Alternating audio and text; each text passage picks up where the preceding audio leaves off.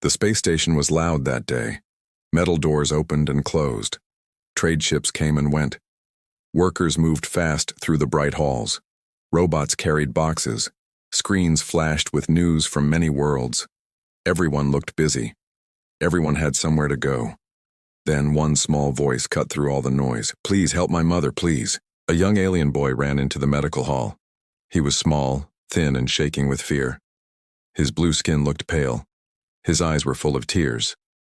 He kept looking back at a moving transport bed behind him. On that bed lay his mother. She did not move. Her body was still under a silver blanket. Her face looked weak and cold. Dark lines spread slowly across her neck like black cracks under the skin. Her breathing was light, almost too light to hear. The boy grabbed the arm of a passing doctor. "Please, sir, she won't wake up." The doctor looked at the woman, then at the boy, and quickly pulled his arm away. "I cannot help," he said, then walked off. The boy turned to another medic, then another, then a station guard. "Please, somebody help her, please." But no one stopped. Some people only stared, some whispered to each other. A few stepped back when they saw the mark on the woman's neck. Others looked at the boy's species badge and turned away at once. His people were not trusted on this station. The boy's lips trembled. He wiped his face with both hands, but more tears came. He ran back to his mother and held her hand. "Mom, please wake up," he whispered. "Please don't leave me." Still, she did not move. At the far end of the hall, one man heard him. He was human. He wore plain work clothes, not a doctor's coat. He had a tool bag over one shoulder and grease on one sleeve, like someone who fixed broken machines for a living. He had been walking past the medical wing, ready to leave after a long shift. Then he heard the boy cry again. This time the sound made him stop. He turned. He saw the child. He saw the silent woman. He saw the crowd doing nothing. For 1 second he stood still. Then the human dropped his bag and ran. The boy looked up in surprise as the man reached the bed and knelt beside his mother. The human checked her breathing. Then he looked at the dark lines on her neck. His face changed at once. This was not normal. This was not simple sickness. He looked at the boy and spoke in a low, serious voice. "Someone did this to her." The boy stared at the human with wide, wet eyes. "Did this to her?" he asked. His voice was small and broken. "You mean someone hurt her?" The human did not answer right away. He leaned closer to the alien woman and looked at the dark lines on her neck. They were moving very slowly, like black smoke trapped under her skin. He had seen burns. He had seen poison. He had seen bad infections on old mining ships. But he had never seen anything like this. The station lights above them flickered once. Around them, people still watched from a distance, but no one stepped forward. The human placed 2 fingers near the woman's throat. Her pulse was weak, too weak. He opened his tool bag and pulled out a small hand scanner. It was old and scratched. It was not even made for medical work. It was only used to test power lines and machine heat. Still, it was all he had. The scanner beeped once, then twice. Then it gave a sharp warning sound. The human's jaw tightened. The boy moved closer. "Can you save her?" The human looked at him. The child was trying to be brave, but fear was all over his face. His hands would not stop shaking.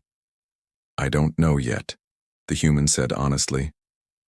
"But I'm not leaving her." Those words hit the boy harder than anything else that day. Not leaving her. Everyone else had already left. The human took off his work jacket and folded it under the woman's head. Then he pressed one side of the scanner to the dark marks again. Strange numbers flashed across the small screen. Heat was rising inside her body, but her skin was turning cold. "That should not be possible," he whispered. A medical drone floated closer at last, but the second it scanned the alien woman, it flashed a red warning light. "Biohazard risk. Do not touch. Alert security." The crowd backed away even more. The boy let out a frightened cry. "No, she is not dangerous." The human looked up at the drone with hard eyes. "She is dying," he said. He ripped a wire from his scanner, opened a side panel and changed the settings by hand. It was risky. It could burn the device out. But he needed more than a warning. He needed answers. The scanner glowed blue. It read deeper this time, and what appeared on the screen made the human go still. This was no disease, it was no natural poison.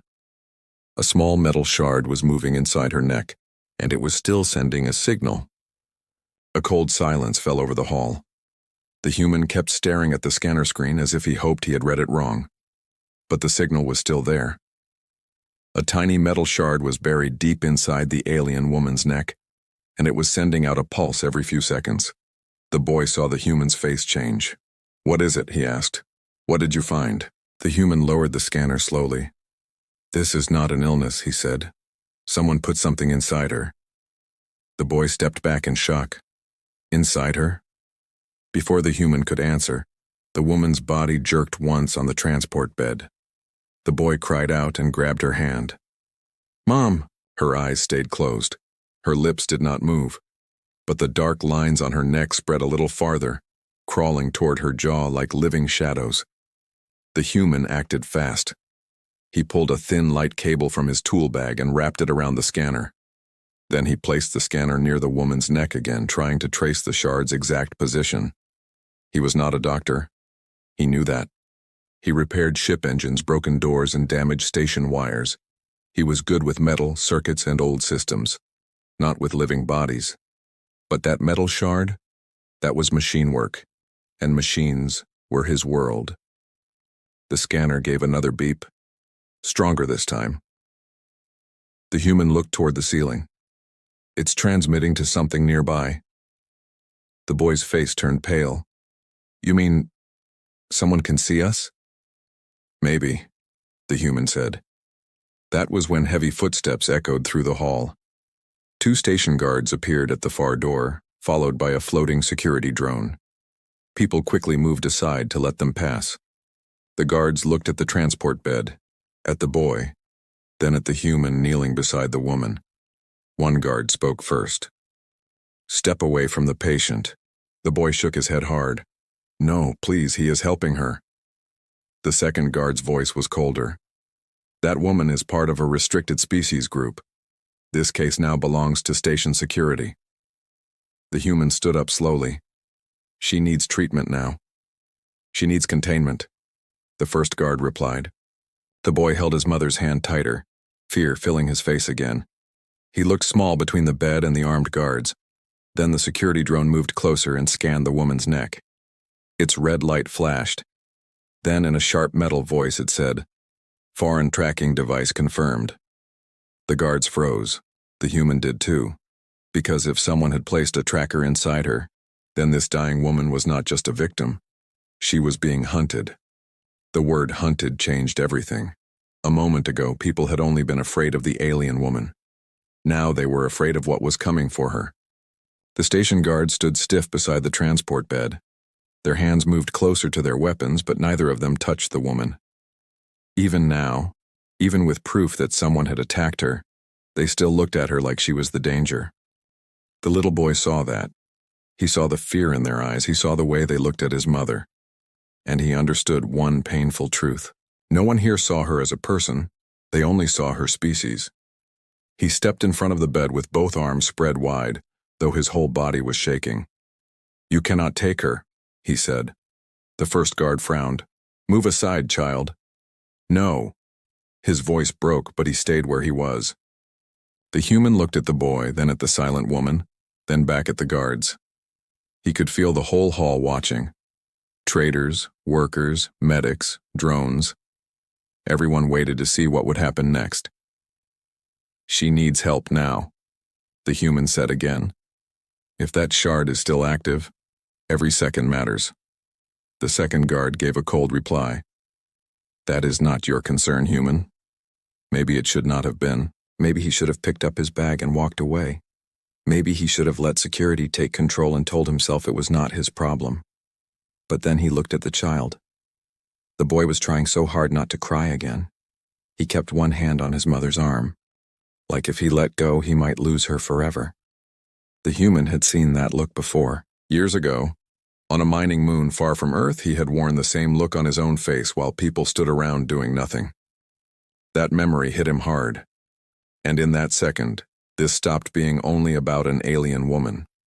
It became about a child who had no one. The human stepped forward. "She is my concern now," he said. The hall went silent. One guard took a step toward him.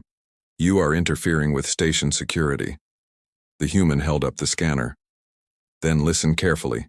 This device inside her neck is not only poisoning her, it is calling someone. If the sender is close, they may already be on this station." That made the guards pause. The floating drone scanned again, then gave a second result. Identity seal partially unlocked. The human looked at the new data. Then his eyes narrowed. The alien woman was not an ordinary traveler.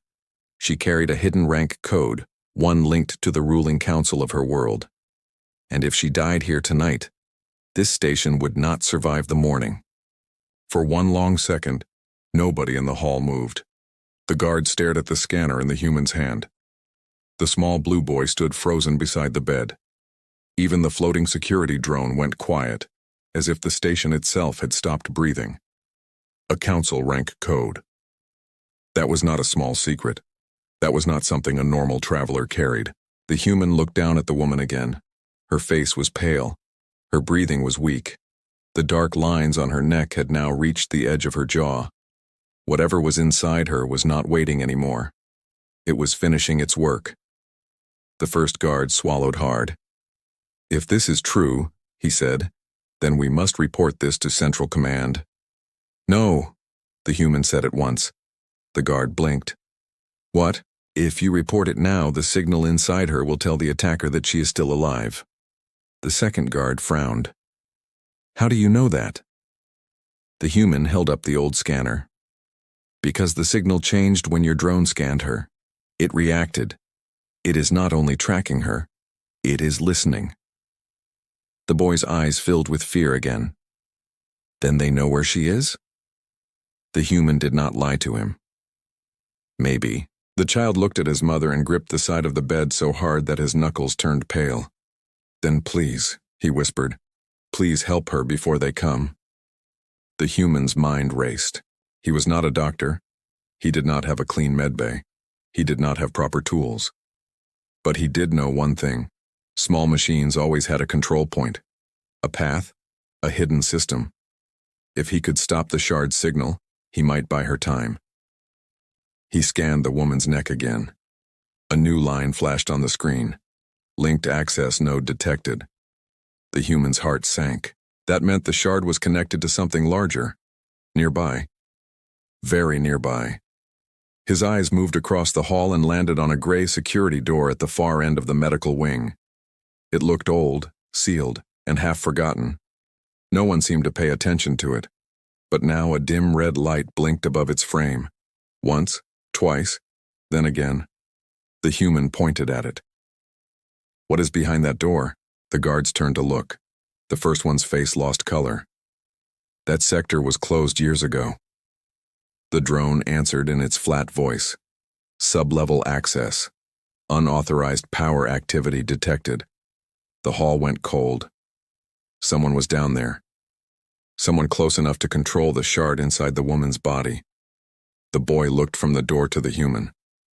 "Are they the ones who hurt my mother?" The human tightened his grip on the scanner. He did not know who was behind that door, but he knew one thing for sure. They had not finished yet, and now, they knew he was in the way. The red light above the sealed door kept blinking. Slow, cold, steady. It did not look like a warning anymore. It looked like a message. The human stood still for a moment, staring at it. The scanner in his hand gave a weak pulse matching the same rhythm. That was enough to tell him the truth. Whoever had placed the metal shard inside the alien woman was not far away. They were hiding below the medical wing, and they were still connected to her. The little boy moved closer to his mother's bed until his shoulder touched the human's arm. He was trying to be brave, but fear was all over his face. "Please," he whispered, "do not go." The human looked down at him. The child's eyes were wet again, but this time there was something else inside them too. Hope. That made everything harder. because now the boy believed he could save her. The human knelt beside the transport bed and checked the woman's breathing once more. It was weaker than before. Her lips had turned pale silver. The dark lines on her neck were no longer spreading fast, but that was not good news. It meant the poison had almost reached its final stage. He looked at the guards. "I need 3 minutes." The first guard frowned. "For what?" "To stop that signal." The second guard shook his head. "You cannot go through that door. That sector is locked under station law." The human gave him a hard look. "Then watch her die under station law." That shut the guard up. The floating drone moved over the bed and scanned the woman again. This time its voice came out lower, almost urgent. "Life signs unstable. Neural collapse risk rising." The boy grabbed his mother's hand with both of his. "Mom," he said softly, "please stay. Please." Then something happened. A sound came from the sealed door, not a knock, not metal moving. A voice, broken by static, cold and low, but still clear enough to understand. "Return, the council bearer, or the child dies next." The boy froze. The whole hall went silent. The human felt ice move through his chest. The voice had not come through the station speakers. It had come through the shard inside the woman's neck. The thing was not only tracking her, it was being used as a speaker. The child stepped back from the bed, shaking hard now. "They know me," he whispered. The guards raised their weapons toward the blinking door. The human's jaw tightened. This was worse than poison, worse than a hidden attack. This was a message meant to break the boy before his mother ever opened her eyes. Then the scanner flashed one final warning across its screen. "Remote detonation link armed." The human's face changed at once. There was almost no time left. If he did not open that door now, the woman would not be the only one dying in this room. The warning on the scanner flashed like a heartbeat in the human's hand. "Remote detonation link armed."